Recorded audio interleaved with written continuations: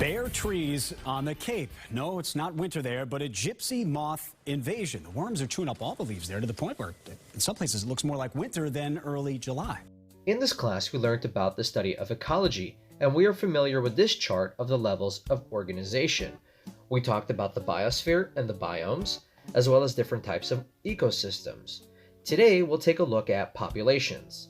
Now, population is defined as a group of organisms of a single species that lives in a given area. Now, different populations in an area make a community, and this living community, combined with the non-living surroundings, creates an ecosystem. But today, we'll take a deeper look into populations. But first, let's define some terms. When we study populations, we study their geographic range, which is the area that's inhabited by the population. And this can vary. For example, a population of bacteria can be limited to a rotting pumpkin, while a population of fish, like cod, in the Western Atlantic can range from Greenland to North Carolina. The next thing we look at when we study populations is their density, which is the number of individuals in a given area. In the same environment, we can have a population of ducks, which will have a lower density than the population of fish. The next thing we take a look at is the distribution. How are the individuals in the population spaced out? And we have three examples of this. These dandelions are going to be spread out randomly since their seeds are blown about by the wind, and so we'll have some over here and some over there. These penguins are going to keep a uniform space between them, and so this distribution is going to be uniform, while this school of fish is going to be clumped together. The next thing we take a look at is the age structure, the number of male and females for each age. And this is important since most plants and animals cannot reproduce until they reach a certain age, and among many animals, only the females can produce offsprings. And this is important for the next one when it comes to studying populations, is the growth rate, which is the size of the population increasing, decreasing, or staying the same. A quick example of the differences in growth rate is this seaweed you see here called a hydrilla. Now, in its native habitat, the amount is going to stay the same, giving it a growth rate around 0, meaning it's not going up or down. However, hydrillas in Florida are going to have a high growth rate, meaning they continue growing. And we're going to explain later in this video why, but let's have a quick look at that. Lake Eaton is covered by a thick carpet of hydrilla, a popular recreation area and a staple of summer camps in the Ocala National Forest. Has one of the worst infestations in years. A thick carpet of the invasive floating water plant covers at least half of the lake, which is about a mile across at its widest point. While herbicides work well, reports of herbicide-resistant hydrilla are growing.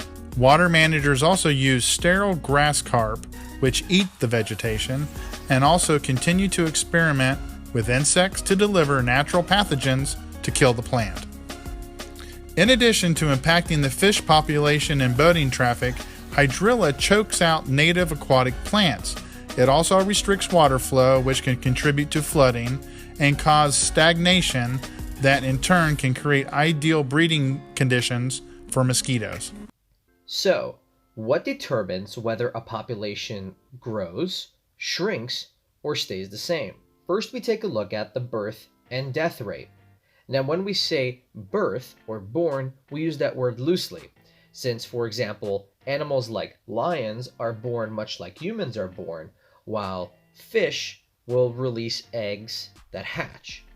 Now, populations can grow if more individuals are born than die in a certain period of time.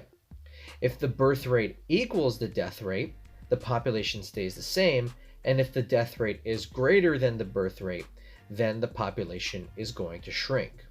Another thing that affects the growth rate is how many organisms are coming in or out of a given area. Immigration is where a population grows when individuals move into the range from elsewhere, for example, in search of food, while emigration is when individuals move out of the population's range, for example, because of a food shortage or overcrowding.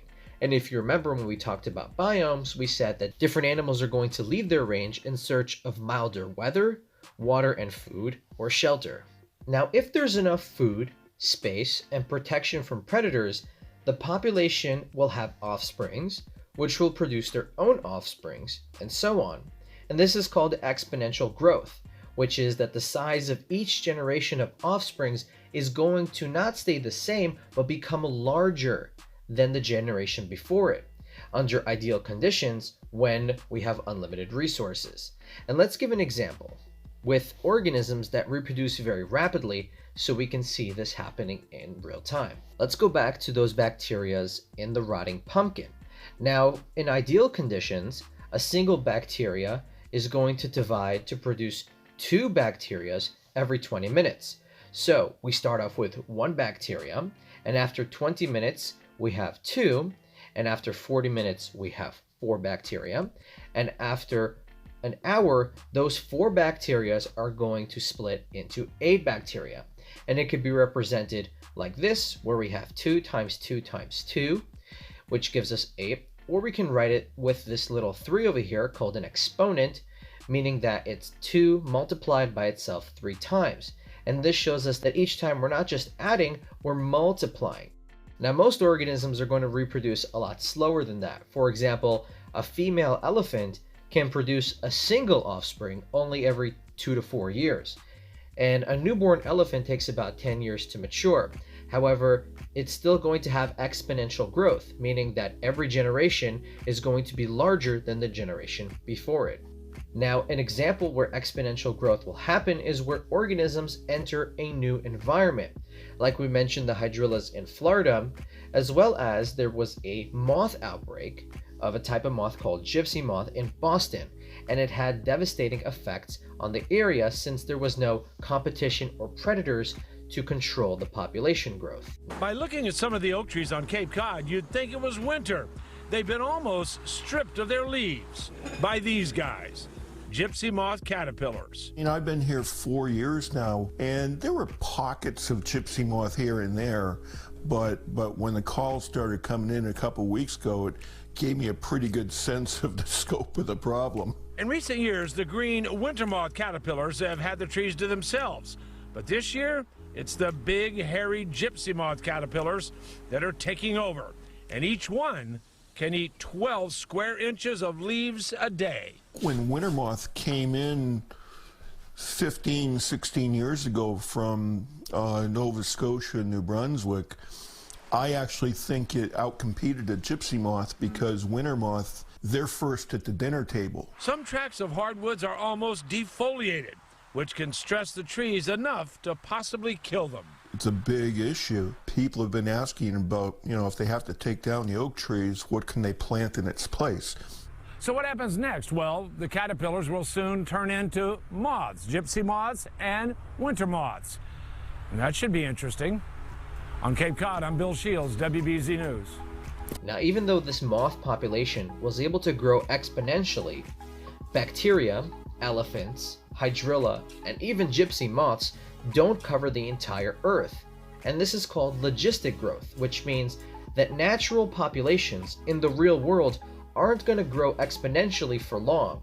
Sooner or later, it's going to stop. The growth is going to happen in phases. At first, the population will grow exponentially when resources are unlimited and few individuals die. However, the growth rate will begin to slow down and stay the same size indefinitely. And so the difference between exponential growth, meaning when each generation is larger than the previous one, and logistic growth, where eventually it stops, can be represented on a graph.